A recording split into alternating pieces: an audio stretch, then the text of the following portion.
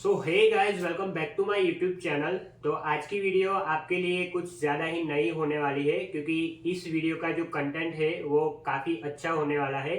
तो make sure करना कि वीडियो आप एंड तक देखोगे। तो आपने मेरी चैनल को अभी तक लाइक, कमेंट, शेयर और सब्सक्राइब नहीं किया है तो जल्दी से कर दो। So let's get started our video without wasting any time. मेरा जो टेम्पररी अकोमोडेशन है वो मेरे फ्रेंड के घर पे था। तो करीब मैं यहाँ पे 1 वीक से यहाँ पे रह रहा हूँ। तो वो फिलहाल नायग्रा में है और इसको करीब 1 साल हो गया है, अपनी कॉलेज पूरी की है उन्होंने रिसेंटली।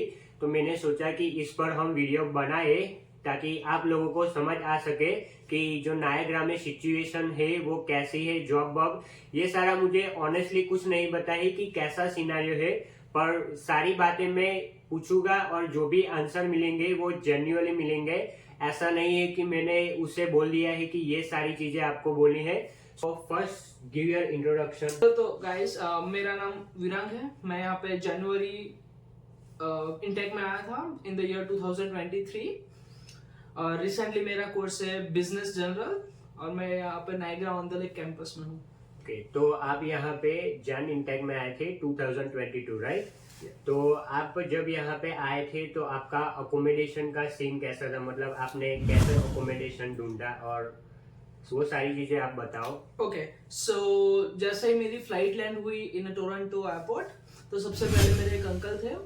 मैं उनके घर पे टेम्पररी के लिए मैं रुका हुआ था, जहाँ से मैंने सीन और अपने जीआईसी का सारा कुछ डॉक्यूमेंटेशन वहीं से किया था। एंड आफ्टर दैट मैं फेसबुक मार्केट प्लेस से एक घर को अच्छी तरह से घर मिला चुका था मुझे, जहाँ पे मैं वैलेंट पे आ चुका था मेरी कॉलेज के नजदीक। तो मतलब इनकी जो कॉलेज थी गाइज वो नायग्रा में थी, पर वो अपने अंकल के पास रहे थे, जो कि उनके अंकल टोरंटो में रहते थे। तो वहाँ पे उन्होंने सारा कुछ सिम नंबर और जीआईसी और जो सिम कार्ड था वो कंप्लीट किया। उसके बाद उन्होंने फेसबुक मार्केट प्लेस से अपना अकोमोडेशन ढूंढा, राइट? डेफिनेटली या और अब आपका रेंट क्या है और ये सारी चीजें बताओ। फिलहाल मैं अभी सेंट कैथरीन्स में हूँ, क्योंकि मेरा अभी जो करंट कोर्स है वो Niagara on the Lake College में है। Right now in Saint Catharines मेरा एक प्राइवेट रूम है जिसका कॉस्ट मुझे लगता है $475 पर मंथ। और यूटिलिटीज सारी इंक्लूडेड है? Yes, utilities all this included. The final rent is 475। Okay, तो कौन सी यूटिलिटीज इंक्लूडेड है? यहाँ पे काफी सारी यूटिलिटीज आपको मिल जाती है, जैसे कि यहाँ पर वाईफाई हो चुका, लॉन्ड्री हो चुकी, ठीक है, माइक्रोवेव, किचन, सारी utilities, water, hydro bill, electricity bill, ये सारी यूटिलिटीज इंक्लूड हो जाती। कई कई ऐसी जगह पे भी शायद यूटिलिटीज प्लस अपने को दी जाती है, जिसका मतलब कि यूटिलिटीज का खुद से पे करना होता है। दो काइंड ऑफ हाउसिंग क्राइटेरियाज आपको मिल सकते हैं नायग्रा में। तो क्या लोग ऐसा बोल रहे हैं कि नायग्रा में हाउसिंग क्राइसिस है? तो क्या ये बात सच है कि लोगों को अकोमोडेशन जल्दी नहीं मिलते हैं? काफी हद तक मैं इस बात को ये मानूंगा कि सच है, क्योंकि नॉर्मली आप 2-3 दिन में ऐसा सोचते हो कि कल मैं घर शिफ्ट कर लूंगा, तो वो इमीडिएटली नहीं हो सकता। आपको 1 वीक और 2 वीक के लिए वेट करना शायद पड़ सकता है। वैसे मैं इसको इतना ज्यादा भी नहीं बोलूंगा कि बहुत ज्यादा हाउसिंग क्राइसिस है, लेकिन आप ढूंढ सकते हो अगर, लेकिन इसके लिए 1-2 हफ्ते का टाइम लेना पड़ेगा। तो आपको एडवांस में तैयारी करनी पड़ेगी कि मैं अभी घर ढूंढने जा रहा हूँ, तो 2 वीक पहले से उठना पड़ेगा बेसिकली। तो गाइस बेसिकली इनका मतलब ये है कि अगर आपका जो अकोमोडेशन है वो इंडिया से हो सके तो वहां से करके आना। अगर नहीं हुआ तो यहाँ पे आपको एयरबीएनबी या फिर कोई फ्रेंड के हाउस पे रहना पड़ेगा। जस्ट लाइक मैं यहाँ पे इसके घर पे रहा हूँ 1.5 वीक के लिए। यही जो सिचुएशन है अकोमोडेशन की। तो अब ये बताओ कि आपका कोर्स पहले कौन सा था और आपने कोर्स चेंज कैसे किया? जब मैं यहाँ पे आया था तो सबसे पहले मेरा कोर्स था कंप्यूटर प्रोग्रामिंग गाइस। और आपने इंडिया से कौन सा कोर्स किया था? हाँ, इंडिया में मेरा 12th के बाद मैंने आईटी कॉलेज में ज्वाइन हुआ था, लेकिन कोविड की वजह से काफी हद तक सभी चीजें बिगड़ चुकी थी। तो मुझे डिसीजन ये लेना हुआ कि मैं आऊंगा यहाँ पे कनाडा पे कुछ अच्छा करने के लिए। मैं जब कनाडा में आ रहा था तब फाइल प्रोसेसिंग के दरमियान मेरी जो कोर्स था वो था कंप्यूटर प्रोग्रामिंग। और जैसे मैं यहाँ आया 1 सेमेस्टर पढ़ा, लेकिन मुझे इतनी अपॉर्चुनिटी नहीं दिखी इसमें, क्योंकि बेशक आईटी की बहुत ज्यादा अपॉर्चुनिटीज है, लेकिन मुझे अपने कोर्स के रिलेटेड नहीं लगी, क्योंकि मुझे उसके बाद शायद अगला कोर्स भी लेना पड़ेगा पोस्ट ग्रेजुएट के लिए। तो मैंने सोचा कि बिजनेस साइड कुछ अच्छा सा मुझे मिल सकता है, तो मैंने कोर्स चेंज किया बिजनेस में। और यहाँ पे दो चीजें मेजर होती है कि अगर आपकी प्रीवियस कोर्स की और आप जो कोर्स लेने वाले हो उन दोनों की क्रेडिट अगर सिमिलर है, अगर क्रेडिट सिमिलर होगी तो आपको एक सेमेस्टर के लिए वेट नहीं करना पड़ता। मतलब भाई आपका प्रीवियस सेमेस्टर अगर डिफरेंट कोर्स में है तो आपका दूसरा सेमेस्टर कंटिन्यूअसली आपको कुछ और कोर्स में मिल जाएगा अगर क्रेडिट सेम है तो। अगर गाइस क्रेडिट सेम नहीं है, जैसे कि मेरे कोर्स के दौरान मेरी बिजनेस की और कंप्यूटर प्रोग्रामिंग की क्रेडिट सेम नहीं थी, इसी वजह से मुझे पूरा पहले से करना पड़ा, यानी कि मेरा एक सेमेस्टर पूरा वेस्ट चला गया कंप्यूटर प्रोग्रामिंग में। और रिसेंटली मैं अभी बिजनेस में हूँ। तो गाइज इन्होंने कोर्स चेंज किया है। अगर आपको कोई फर्दर इंफॉर्मेशन चाहिए नायगरा कॉलेज या कोई कैंपस आपको चेंज करना है तो आपको लिंक इंस्टाग्राम के नीचे मिल जाएगी, आप डायरेक्टली उनसे पूछ सकते हो कि कैसा सिनेरियो है।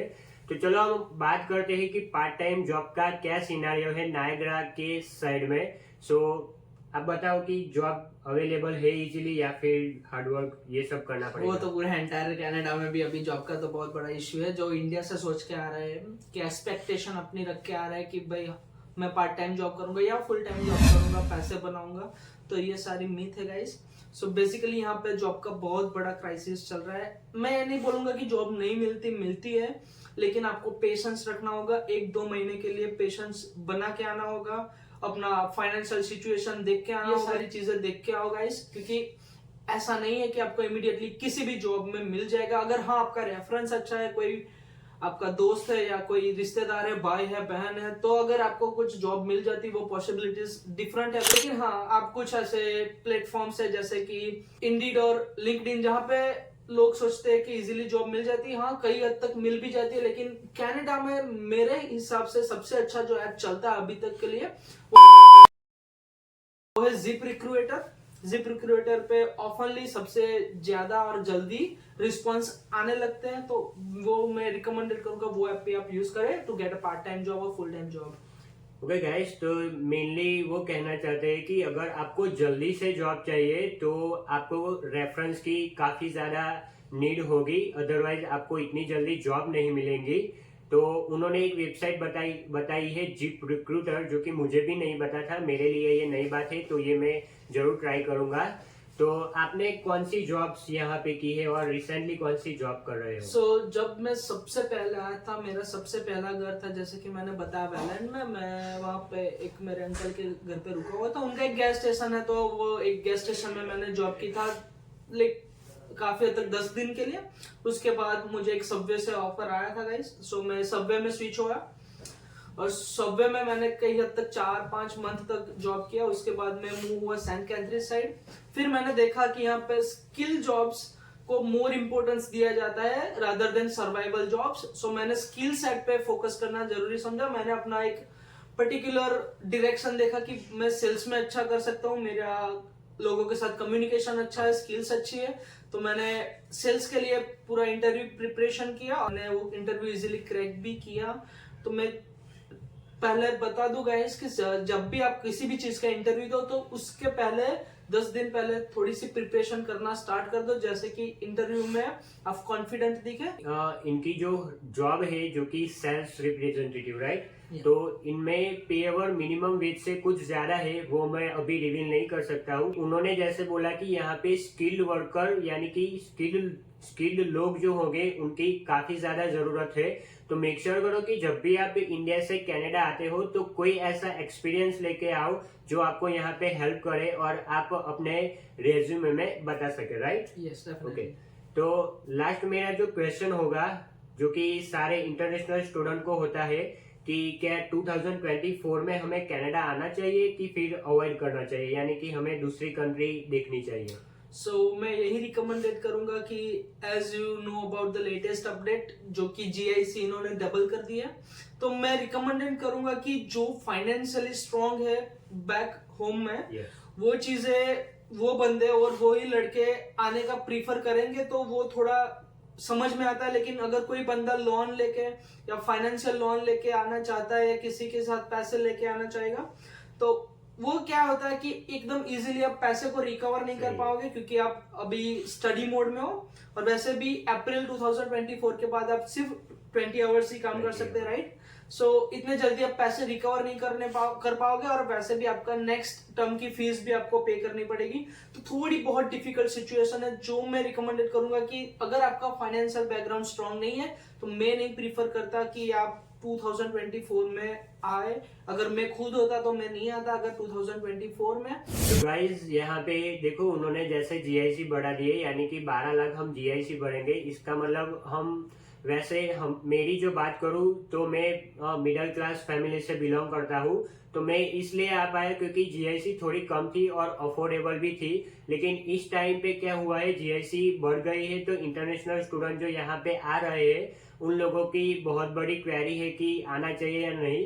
तो मोस्टली मैं सजेस्ट ये करूंगा कि अगर आप फाइनेंशियली स्ट्रांग हो या फिर आपके माँ बाप अफोर्ड कर सकते हैं तो आप यहाँ आओ, otherwise you can choose another country to live your life. And last में हम ये क्वेश्चन करेंगे कि अगर आप नायग्रा में आते हो तो मंथली लिविंग एक्सपेंस कितने हद तक जाता है? मेरे हिसाब से अगर आप प्राइवेट रूम प्रीफर करते हो, आप अपनी पोजीशन और प्राइवेसी को मेंटेन रखना चाहते हो, तो आप उसका में मिनिममली $500 जो एवरी मंथ होगा। जैसे कि आपको बताइए कि ब्रैम्पटन में अगर आपको शेयरिंग में रूम चाहिए होगा तो वहां पे $550 आपको पे करने पड़ेंगे सिर्फ रेंट के लिए। लेकिन नायग्रा में थोड़ा कम है, 475, राइट? या मेरा भी 475। तो यहाँ पे आपको पर्सनल रूम मिल जाएंगी। और अगर आप नायग्रा कॉलेज में हो तो ऑब्वियसली अभी तो नायग्रा कॉलेज की तरफ से ट्रांसपोर्टेशन के लिए जो बस ट्रांसपोर्टेशन पासेस है, जैसे कि फेंसो में फैन कार्ड हो गया, वैसे नायग्रा में एक और उनकी आप ईमेल आईडी से अगर लॉग इन करते हो तो फ्री ट्रांसपोर्टेशन मिल जाता है। तो अगर हम ट्रांसपोर्टेशन का खर्चा निकाल भी दे, फिर भी अगर हम अदर एक्सपेंसेस की बात करें तो $200 आप ग्रोसरी करोगे। अदर देन दैट आपका मोबाइल प्लान जो होगा वो मिनिमम $50 तक का होगा। अगर आप इंडिया से ही मोबाइल लेके आते हैं फिर भी अगर आपको प्लान परचेस करना ही पड़ेगा जो $50 का मिल जाएगा। ये बेसिक ग्रोसरीज के अंदर करनी जाती है। अगर आप कुछ और ट्राई करते हैं, यानी कि अगर जॉब में हो और कभी कभी हम खाना घर पे टाइम नहीं मिल पाता, तो अदर एक्सपेंसेस में अगर हम $200 ऐड करते हैं तो महीने का अगर आपको $900 का बैकअप प्लान होना चाहिए टू सर्वाइव इन कनाडा। अगर आपकी इनकम $900 से कम है एवरी मंथ तो आपके लिए बहुत ज्यादा डिफिकल्ट हो जाएगा टू सर्वाइव इन कनाडा। तो गाइस बेसिकली डायरेक्ट हम कहेंगे तो यहाँ का लिविंग एक्सपेंस अराउंड आपको 800 to 900 के बीच में पड़ेगा।